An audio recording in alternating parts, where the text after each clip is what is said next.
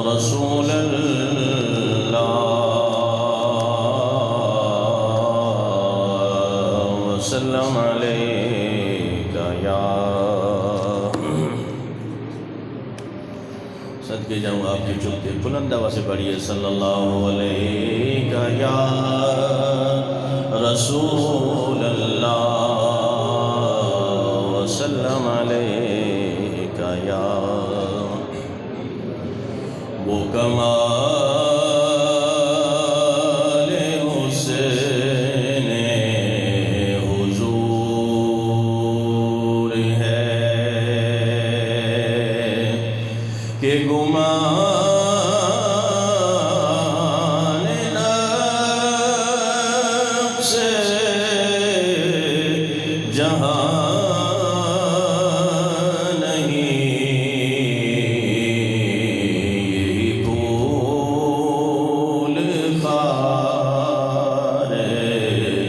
سے دور ہے یہی شمع ہے کہ دعا نہیں وہ کمال حسن حضور ہے تیرے آگے یوں ہے لبے لچے فصحا لب کے بڑے بڑے تیرے آگے یوں ہے لبے فصحا لب کے بڑے بڑے کوئی جان منہ میں زبان نہیں بلکہ جسم میں جان کمال حسن حضور ہے کروں تیرے نام پہ جان فدا نہ بس ایک جان دو جہاں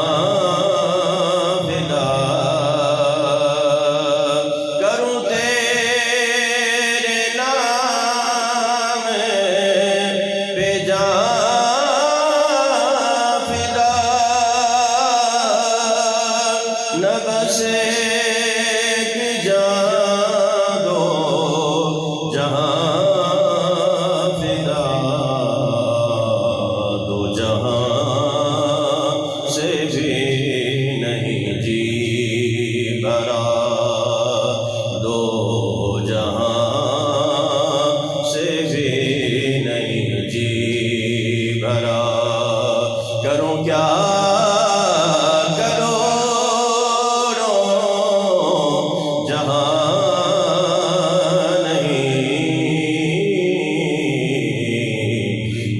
کمال حسن حضور ہے حمد و صلات کے بعد پیارے بزرگوں اور دوستوں اس ناچیز نے قرآن مقدس سے آیت کریمہ تلاوت کی دعا فرمائے اللہ تبارک و تعالی مجھے حق کہنے آپ کو حق سننے مجھے اور آپ کو حق پر عمل پیدا ہونے کی توفیق عطا فرمائے عزیزان محترم ماہ رمضان المبارک کے بعد ماہ شوال المکرم جاری و ساری ہے اور اس مہینے میں اسلام کی دوسری بڑی جنگ جسے جنگ احد کے نام سے یاد کیا جاتا ہے، غزوہ احد کے نام سے یاد کیا جاتا ہے۔ جنگ بدر کے بعد جو اسلام کی سب سے بڑی دوسری جنگ ہوئی، جنگ احد، وہ اسی ماہ شوال المکرم میں، جس میں بڑے جلیل القدر صحابہ کرام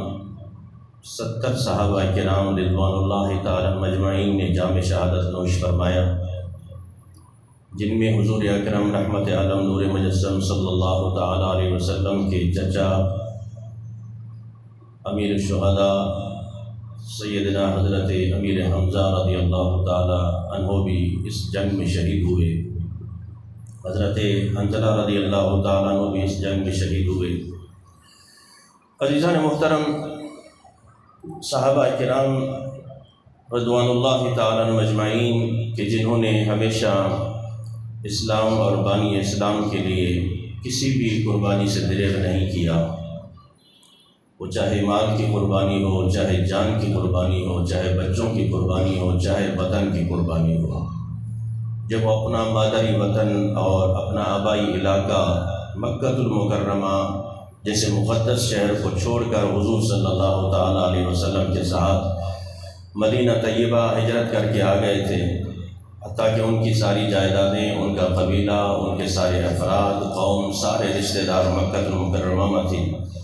لیکن اسلام اور بانی اسلام کے لیے انہوں نے عظیم قربانی دیتے ہوئے تمام کو چھوڑا، مکہ المکرمہ اور حضور کے پاس مدینہ طیبہ تشریف لے آئے۔ یعنی ان کی عظیم قربانیوں کو تا قیامت یاد رکھا جائے گا، اور آج بھی اگر کبھی بھی دل میں ایسا کوئی خیال پیدا ہو کہ کیا دین کے لیے، اسلام کے لیے کوئی بچے بھی قربان کرتا ہے، تو پھر صحابہ کی تاریخ پڑھ لینا کہ انہوں نے اپنے بچوں کو بھی قربان کیا ہے اور اپنی جان کی قربانی اور مال کی قربانی بھی پیش کی ہے۔ تو جنگ احد کہ جس میں حضور اکرم رحمت عالم نور مجسم صلی اللہ تعالیٰ علیہ وسلم کے صحابہ کرام نے عظیم قربانیاں پیش کی ہیں، آج ان کی لازوال قربانیوں کو یاد کرتے ہوئے ان کو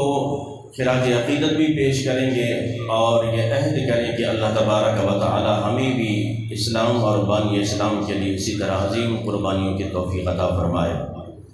عزیزان محترم، جنگ بدر کے بعد جس جنگ میں صحابہ کرام نے کفار مکہ کو اور مشرکین مکہ کو دھول چٹائی تھی، کہاں 313 اور کہاں 1000 کا لشکر، تو اس جنگ میں ان کے بڑے بڑے سردار ابو جہل جیسے بڑے بڑے سردار مارے گئے اور 70 کے قریب ان کے سردار قتل کیے گئے جنگ بدر میں، اور مکہ شہر میں کوئی ایسا گھر نہ تھا جس گھر میں کسی کا بھائی، کسی کا باپ، کسی کا کوئی رشتہ دار اس جنگ میں مرا نہ ہو۔ یعنی کفار مکہ اس انتقام کی آگ میں جن بن رہے تھے کہ کوئی موقع ملے اور مسلمانوں سے بدلہ لیا جائے، انتقام لیا جائے۔ اور یہ عرب میں آج بھی ہے کہ وہ اپنے بدلے کا انتقام ضرور لیتے ہیں، چاہے سالوں گزر جائیں، لیکن ان کے دل میں انتقام کی آگ ضرور بھڑکتی رہتی ہے، وہ بدلے کا، انتقام کا وہ آگ وہ بھڑکتی رہتی ہے کہ جب تک وہ انتقام نہیں لیتے انہیں چین نہیں آتا۔ تو جہاں بڑے بڑے سردار مارے گئے ہوں، بڑے بڑے رئیس ان کے مارے گئے ہوں، اور پھر ان کو چین کیسے آتا، تو بارہا یہ سوچتے رہے کہ کسی نہ کسی طرح مسلمانوں سے بدلہ لیا جائے۔ تو ایک دن سارے نوجوان اکٹھے ہو کر ابو سفیان، حضرت ابو سفیان، یہ ابھی اسلام میں داخل نہیں ہوئے تھے، کلمہ نہیں پڑھا تھا انہوں نے، سارے جوان اکٹھے ہو کے آ گئے کہ ہم نے کب بدلہ لینا ہے، ہمارے بڑے بڑے سردار مارے گئے، ہمارے عزیز و اقارب مارے گئے، ہمارے رشتہ دار مارے گئے، آخر ہم کب بدلہ لیں گے؟ آج ہم اس لیے آئے ہیں کہ ہم نے بدلہ لینا ہے، اور ہمارا جو تجارتی مال ہے، پورے سال میں جتنا جو نفع ہوگا ہم اس نفع کو اس جنگ میں قربان کرنا چاہتے ہیں، قربانی دینا چاہتے ہیں۔ اب وہ نفع جب کاؤنٹ کیا گیا نا، وہ تقریباً 1000 اونٹ کے قریب جس پر سامان لاد دیا جائے، 1000 اونٹ ان کا منافع بن رہا تھا۔ انہوں نے کہا کہ یہ 1000 اونٹ ان مسلمانوں سے انتقام میں لینے میں اگر ہمارا خرچہ ہوتا ہے تو ہم یہ خرچہ دینے کے لیے تیار ہیں، لیکن ان سے بدلہ ضرور لیا جائے۔ تو ایک پلان بنایا گیا۔ اسی طرح ابو سفیان نے پھر ایک لشکر تیار کیا، 1000 کا لشکر تیار کیا اور کہا کہ چلو اگر تمہاری مرضی یہی ہے تو پھر مسلمانوں سے انتقام لیتے ہیں۔ یہاں حضور اکرم رحمت عالم نور مجسم صلی اللہ تعالی علیہ وسلم کو مدینہ طیبہ میں ایک قاصد آیا اور حضرت عباس نے آپ کی طرف خط بھیجا آپ کے چچا نے کہ اس طرح کفار نے تیاری کر رکھی ہے، آپ بھی تیار ہو جائیں، وہ آپ سے لڑنے کے لیے آ رہے ہیں اور مدینے پر چڑھائی کرنے آ رہے ہیں۔ حضور اکرم صلی اللہ تعالی علیہ وسلم مسجد قباء شریف سے نکل رہے تھے تو قاصد آیا اور اس نے خط دیا۔ آپ نے صحابہ سے پڑھوایا کہ خط پڑھو۔ جب خط کھولا گیا تو صحابہ کا رنگ افق پڑ جاتا ہے اور عرض کی یا رسول اللہ خیر کی خبر نہیں ہے، لیکن آپ کا جو حکم ہوگا۔ حضور اکرم صلی اللہ تعالی علیہ وسلم نے پھر تمام صحابہ کرام رضوان اللہ تعالی اجمعین کو بلایا اور ان سے مشورہ لیا۔ مشورہ صرف یہ تھا کہ وہ تو تیار ہو کے آ رہے ہیں، کیا ہم یہی مورچے بنا کر مدینہ شہر میں ہی ان سے لڑیں یا پھر مدینہ شہر سے باہر جا کر لڑیں؟ تو سرکار دو جہاں صلی اللہ تعالی علیہ وسلم کے اس مشورے پر حضور کی اپنی رائے یہ تھی۔ آپ نے فرمایا کہ میری رائے یہ ہے کہ مدینہ شہر کے ارد گرد، کیونکہ ہم اس کے پیچ و تاب سے بھی واقف ہیں، اس کی گلیوں سے بھی واقف ہیں، اس کے اتار چڑھاؤ سے بھی واقف ہیں، اس کی گھاٹیوں سے بھی واقف ہیں، تو اسی لیے ہمیں یہی مورچے بنانے چاہیے اور جیسے ہی آئیں ہمیں ان کا مقابلہ کرنا چاہیے۔ تو کچھ صحابہ کرام تھے جنہوں نے آپ کے مشورے کی حمایت کی اور کچھ ایسے نوجوان جو جنگ بدر میں بھی نہیں جا سکے تھے، بدر کے مقام پہ بھی نہیں جا سکے تھے، انہوں نے عرض کی یا رسول اللہ صلی اللہ تعالی علیہ وسلم نہیں، ہمیں مدینے سے باہر نکل کر ان سے جنگ لڑنی چاہیے، ان کا مقابلہ کرنا چاہیے، انہیں روکنا چاہیے۔ تو حضور صلی اللہ تعالی علیہ وسلم نے جب نوجوانوں کا یہ جذبہ دیکھا، اور اس میں عبداللہ ابن ابی جو رئیس المنافقین تھا، بظاہر حضور صلی اللہ تعالی علیہ وسلم کا کلمہ پڑھتا تھا، آپ کے پیچھے نمازیں بھی پڑھتا تھا، لیکن اندر سے اس کے دل میں نفاق تھا۔ اس نے بھی یہ مشورہ دیا کہ ہمیں باہر نہیں، ہمیں مدینے شہر میں ہی رہ کر لڑنا چاہیے۔ تو حضور نے فرمایا کہ نہیں، اب نوجوان اکثریت سے یہ مشورہ دے رہے ہیں، چلو پھر جنگ کی تیاری کرتے ہیں، آپ گھر تشریف لائے۔ اور حضور صلی اللہ تعالی علیہ وسلم کے ساتھ جناب فاروق اعظم اور حضرت صدیق اکبر رضی اللہ تعالی عنہ آئے اور آپ کو جنگی لباس پہنایا گیا۔ کہیے سبحان اللہ۔ حضور علیہ السلام کو دستار مبارک پہنائی گئی، آپ کو زرہ پہنائی گئی، آپ کے ہاتھ میں تلوار تھمائی گئی، یعنی حضور صلی اللہ تعالی علیہ وسلم سب سے پہلے خود تیاری کر رہے ہیں، سب سے پہلے جہاد کے لیے خود تیار ہو رہے ہیں۔ اور حضور علیہ السلام نے جب جنگی ساز و سامان، جنگی لباس پہنا اور آپ صحابہ کرام کے سامنے تشریف لائے اور فرمایا کہ میری تیاری کمپلیٹ ہے، اب تم بتاؤ تمہاری کیا تیاری ہے۔ جب حضور تشریف لائے باہر نہ، تو اس میں وہ جو بڑے بزرگ صحابہ کرام تھے وہ نوجوان سے یہ کہہ رہے تھے کہ تمہیں حضور کا مشورہ ماننا چاہیے تھا، حضور کا مشورہ ماننا چاہیے تھا۔ جب انہوں نے فرما دیا، وہ ہمارے سب کے بڑے ہیں، ان کی سوچ بہت اعلیٰ ہے، انہوں نے سوچ سمجھ کے یہ فیصلہ کیا تھا کہ ہمیں مدینہ شہر کے اندر ہی لڑائی کرنی چاہیے، باہر نہیں نکلنا چاہیے، لیکن آپ لوگ بضد تھے کہ نہیں، ہم مدینے سے باہر جا کے لڑیں گے۔ جب نوجوانوں کو یہ بات بڑوں نے سمجھائی تو ان کی بات بھی سمجھ آ گئی، انہوں نے کہا کہ چلے ٹھیک ہے، اب حضور صلی اللہ تعالی علیہ وسلم تشریف لا رہے ہیں، اب ہم ان سے یہ کہیں گے کہ ہم مدینہ شہر میں ہی ان سے لڑتے ہیں۔ جب سرکار تشریف لائے، باہر تشریف لائے صحابہ کرام کے جھرمٹ میں، تو نوجوانوں نے کہا کہ یا رسول اللہ ہماری غلطی تھی، اب بس آپ کی جو بات ہے وہ بالکل صحیح ہے، ہم مدینہ شہر میں مورچے بنا لیتے ہیں، ان سے لڑیں گے۔ میرے آقا نے فرمایا نہیں، اب میں نے جنگی لباس پہن لیا ہے، اب میں نے جنگی لباس پہن لیا ہے۔ اور نبی کی تعریف یہ ہے جب جنگ کے لیے تیار ہو جائے وہ اپنے لباس اتارا نہیں کرتے،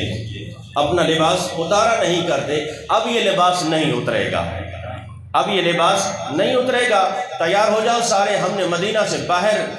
جا کر ان سے لڑنا ہے اور ان کا مقابلہ کرنا ہے۔ اب عبداللہ ابن ابی جس کے دل میں وہ آگ بھڑک رہی تھی منافقت کی، یارو آج ہم پریشان نہ ہوں،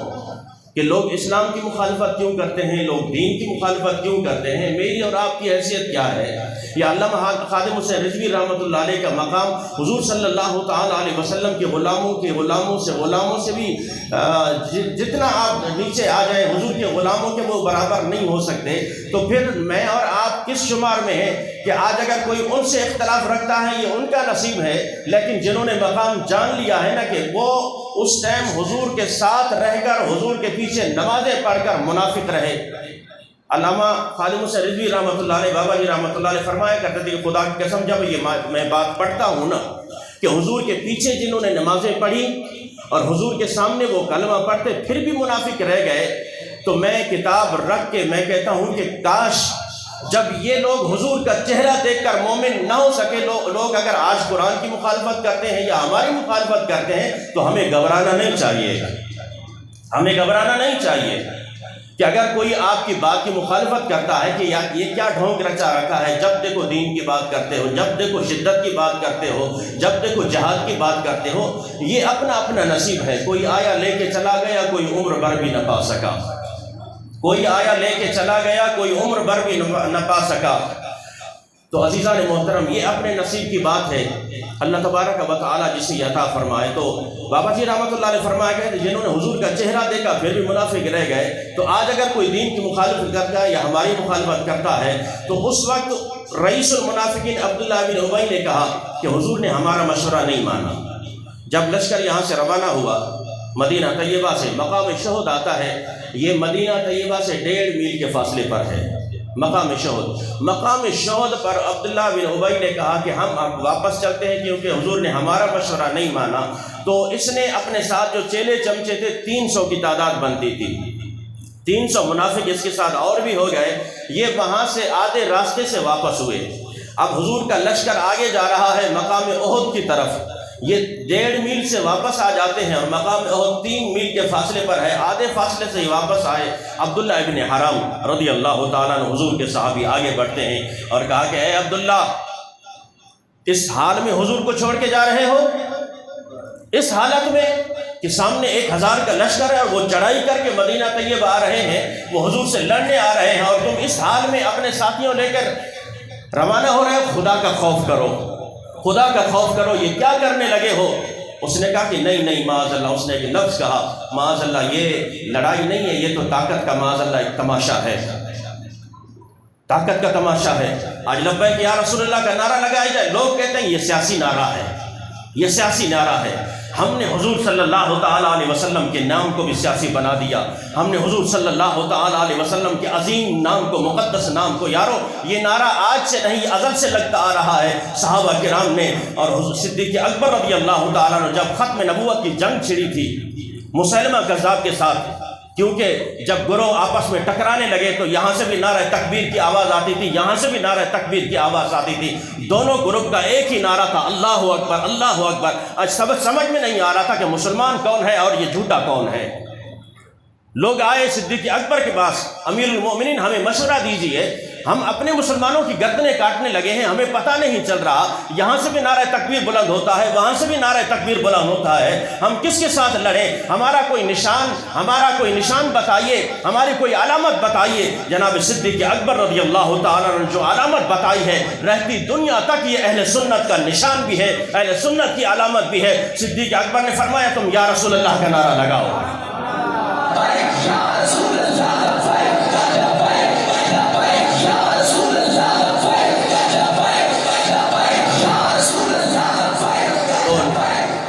یا رسول اللہ کا نعرہ لگاؤ، یا محمد کا نعرہ لگاؤ۔ تو عزیزان محترم پھر پہچان ہونے لگی کہ جب یا رسول اللہ کا نعرہ لگتا پتہ لگتا کہ یہ صدیق اکبر کے ساتھ ہے، اور جو وہاں سے نعرہ لگ رہا تھا مسلمان انہیں کاٹ کاٹ کے پھینک رہے تھے کہ یہ حضور صلی اللہ تعالیٰ علیہ وسلم کے ختم نبوت کے منکرین ہیں۔ تو نعرہ تکبیر تو ہر گروپ میں لگ رہا ہے، ہر ایک لگا رہا ہے۔ پہچان تب ہوتی ہے جب رسول اللہ صلی اللہ تعالیٰ علیہ وسلم سے وفا کا، غلامی رسول کا پتہ چلتا ہے، جب دل سے نعرہ رسالت لگاتے ہو۔ تو نعرہ رسالت یا رسول اللہ، پھر لبیک یا رسول اللہ، یہ علامت تو اس وقت سے آ رہی ہے۔ کیا صدیق اکبر نے بھی سیاست کی اس نام پر؟ کیا حضور صلی اللہ تعالیٰ علیہ وسلم کے صحابہ نے وہ بار بار کہتے لبیک سعدیک فداک ابی و امی یا رسول اللہ صلی اللہ تعالی علیہ وسلم، یا رسول اللہ ہمارے ماں باپ آپ پر قربان ہو۔ لبیک یا رسول اللہ کا میں نے، یا رسول اللہ میں حاضر، یا رسول اللہ میں حاضر، آپ کے ہر حکم کی تعمیل ہوگی یا رسول اللہ، جہاں ختم نبوت کا معاملہ ہو میں حاضر، آپ کی ناموس کا معاملہ ہو ہم حاضر، آپ کی عزت اور ناموس کا معاملہ ہو ہم حاضر ہیں یا رسول اللہ، آپ کے صحابہ کی عزت اور ناموس کا معاملہ ہو ہم حاضر ہیں، آپ کی اہل بیت کی عزت اور ناموس کا معاملہ ہو ہم حاضر ہیں۔ لبیک یا رسول اللہ۔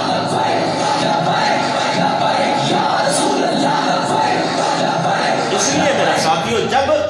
آپ بڑے بڑے میر و معتبروں کے نعرے لگاتے ہوئے یہاں لوگ نہیں شرماتے اور فخر سے کہتے ہیں، یار فخر سے پتہ نہیں کیا سے کیا تعریف کر رہے ہوتے ہیں، اگر تم نے اس نبی کی تعریف کی جو پوری کائنات میں ایسا مقام لے کر آئے کہ ایسا مائی کا لال نہ اس روئے زمین پر آیا نہ کبھی آئے گا قیامت تک، تو پھر ہچکچانے میں اور پھر ہمیں شرم کیوں آنی چاہیے؟ ہم دل سے لگایا کریں کہ یا رسول اللہ صلی اللہ تعالی علیہ وسلم، ہم آپ کی عزت اور ناموس کے لیے ہم وقت حاضر ہیں۔ اور علامہ خادم حسین رضوی رحمۃ اللہ علیہ پوری قوم کو، پوری اہل سنت کو یہ نعرہ دے کر گئے، اور خدا کی قسم چند ایک کی چوں چوں سے اب کچھ نہیں بننا، چند ایک کی مخالفت سے کچھ نہیں ہوگا، اس لیے کہ اب یہ نعرہ گلی گلی لگ رہا ہے،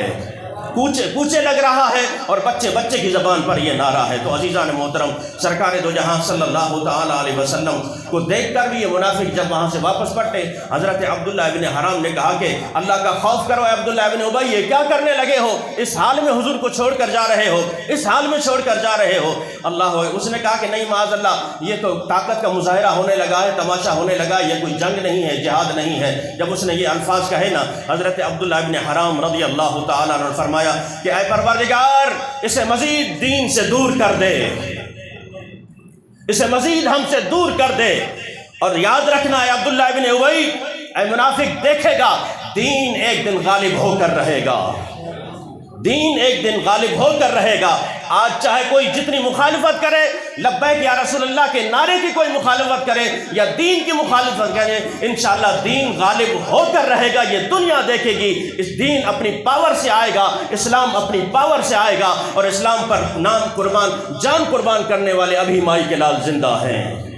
تو اس لیے میرے ساتھیوں، حضرت عبداللہ ابن حرام نے کہا کہ جاؤ، تمہیں یہ مبارک ہو اور تمہیں اللہ مزید اس دین سے دور کر دے۔ تو خدا کی قسم، سرکار دو جہاں صلی اللہ تعالی علیہ وسلم کے صحابہ کرام کی عظیم قربانیاں جنگ عہد میں۔ عزیزان محترم، جب حضور صلی اللہ تعالی علیہ وسلم لشکر تیار کر رہے تھے نا، تو ایک مائی صاحبہ ہیں، حضور صلی اللہ تعالی علیہ وسلم کی صحابیہ ہے، گود میں 3 سال کا بچہ ہے، 3 سال کا بچہ ہے، زار و قطار رو رہی ہے، سیلیاں جمع ہو جاتی ہیں، وجہ کیا ہے، کیوں رو رہی ہو؟ کہا کہ آج منادی اعلان کر رہا تھا، حضرت بلال کی آواز آ رہی تھی کہ آؤ مسلمانوں، ہم نے جہاد کرنا ہے، حضور صلی اللہ تعالیٰ علیہ وسلم نے بلایا ہے، میں کیا کروں؟ میرا شوہر بھی قربان ہو چکا ہے جنگ بدر میں، میرا باپ بھی جنگ بدر میں قربان ہو چکا ہے، میرا بھائی بھی جنگ بدر میں قربان ہو چکا ہے، اب یہ 3 سال کا بچہ رہ چکا ہے، یہ لڑ تو نہیں سکتا، لڑ نہیں سکتا، رو قسمت پہ نہیں ہوں کہ کاش یہ بھی قربان ہو جائے، تاکہ کل قیامت میں اگر مجھے بلایا جائے تو شہید کی ماں کہہ کر بلایا جائے،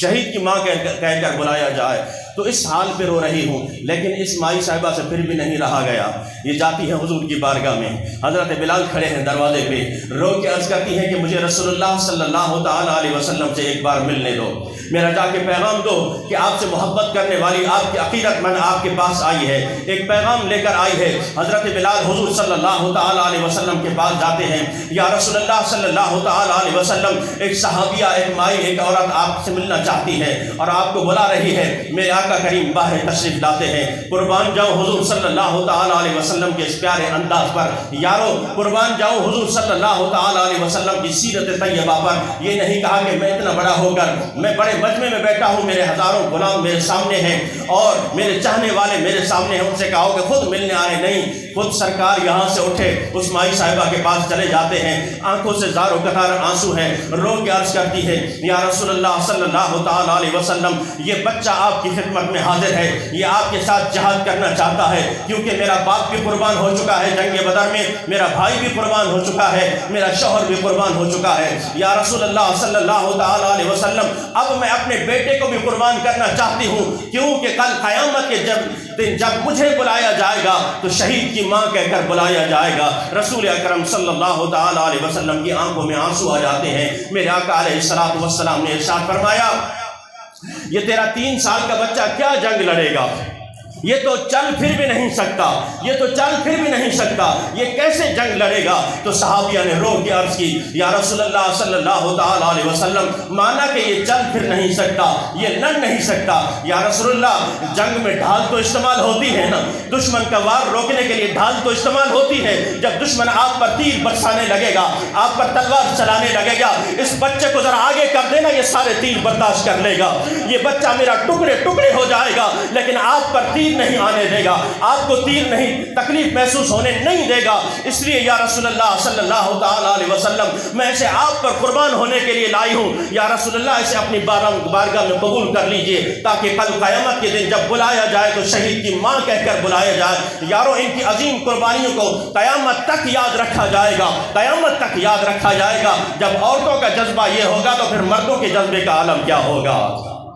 مردوں کے جذبے کا عالم کیا ہوگا؟ حضور اکرم صلی اللہ تعالیٰ علیہ وسلم نے رو کے ارشاد فرمایا کہ اے مائی صاحبہ اسے گھر لے جا، اور میں رسول اللہ تجھ سے وعدہ کرتا ہوں، میں رسول اللہ تجھ سے وعدہ کرتا ہوں کہ کل قیامت کا دن ہوگا جب تجھے بلایا جائے گا تو شہید کی ماں کہہ کر بلایا جائے گا، یہ میرا تجھ سے وعدہ ہے۔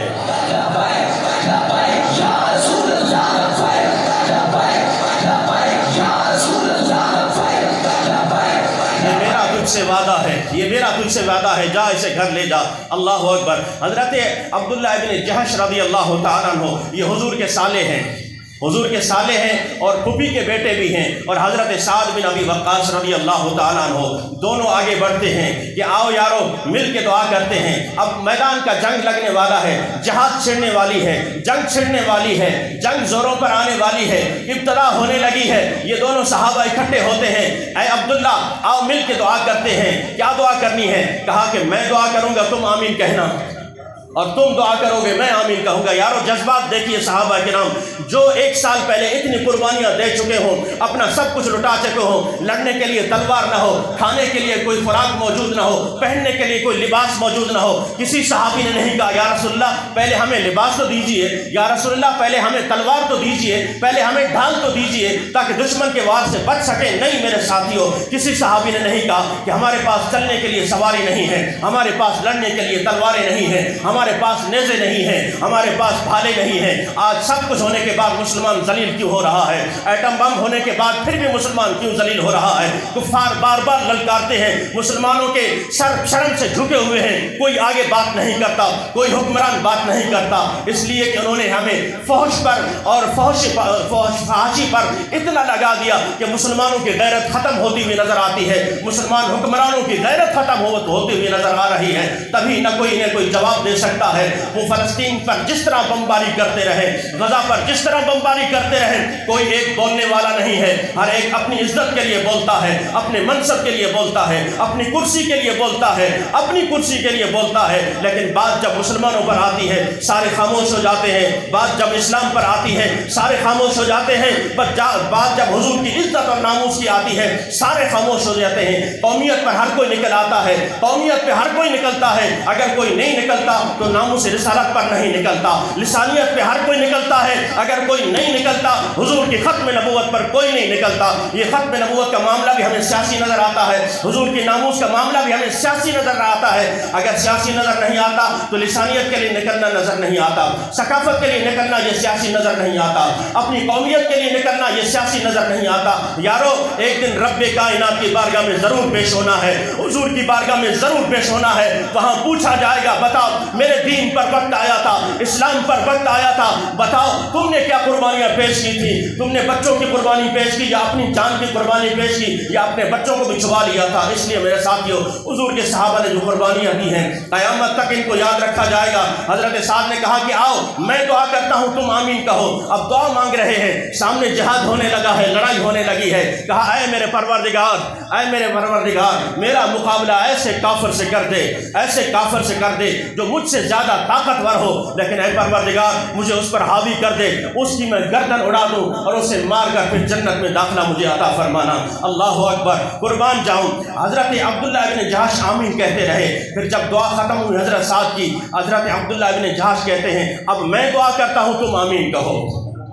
اب میں دعا کرتا ہوں تم آمین کہو۔ حضرت عبداللہ ابن جہش نے جو دعا کی، اے میرے پروردگار میرا مقابلہ ایسے پہلوان سے کرنا جو مجھ سے زیادہ طاقتور ہو، جو مجھ سے زیادہ طاقتور ہو، لڑتے لڑتے وہ مجھ پر حاوی ہو جائے اور مجھے قتل کر دے، میں اسلام کے نام پر قربان ہو جاؤں، تیرے محبوب کے نام پہ قربان ہو جاؤں۔ جب میری جان کے ٹکڑے ٹکڑے ہو جائیں، اے میرے پروردگار وہ کفار آگے بڑھ کر میرے ناک کان بھی کاٹ دے، میرے پاؤں کاٹ دے، میرے ہاتھ کاٹ دے، میرے جسم کے ٹکڑے ٹکڑے کر دے، پھر جب کل قیامت کا دن ہوگا اس حالت میں تیری بارگاہ میں پیش ہوں کہ میرے پاؤں بھی سلامت نہ ہو، میرے ہاتھ بھی سلامت نہ ہو، اور تو مجھ سے پوچھے کہ بتا اے عبداللہ یہ حالت تیری کس نے کی ہے، کس وجہ سے کی ہے، تو میں پھر فخر سے کہہ سکوں پروردگار تیرے دین پر قربان ہو کر آیا تھا، تیرے محبوب کے نام پر قربان ہو کر آیا تھا، ظالموں نے یہ حال کر دیا ہے۔ بس عزیزان محترم ان کی دعائیں قبول ہوتی ہیں، ان کی دعائیں قبول ہوتی ہیں۔ یہ تھے صحابہ کرام کے جذبات، یہ تھے حضور صلی اللہ تعالیٰ علیہ وسلم کے جانثاروں کے جذبات، اور اسی لیے اعلیٰ حضرت فرماتے ہیں کہ کروں تیرے نام پہ جان فدا، نہ بس ایک جان تو جہاں فدا، دو جہاں سے بھی نہیں جی برا کروں کیا کروڑوں جہاں نہیں۔ اللہ تبارک و تعالیٰ میں ان کی عظیم قربانی کو یاد کرنے کی توفیق عطا فرمائے اور ان کی طرح ہمیں بھی قربانی پیش کرنے کی